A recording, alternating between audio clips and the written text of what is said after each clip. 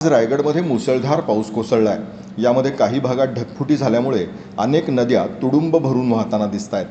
किल्ले रायगडावर ढगफुटी सदृश पाऊस झाला। किल्ले रायगडावरील महादरवाजातून पाण्याचं रौद्र रूप पाहायला मिळालं। यामध्ये पर्यटनासाठी आलेले शिवभक्त थोडक्यात बचावले। अनेक पर्यटक रायगडावर असतानाच मुख्य पायऱ्यांवरील काही भागात मोठमोठाले धबधब्यांसारखी पाण्याचे लोंढे वाहू लागले।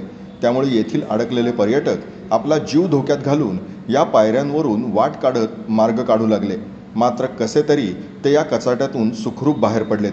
पाहुयात त्याचाच हा हाती लागलेला किल्ले रायगडावरील व्हिडिओ।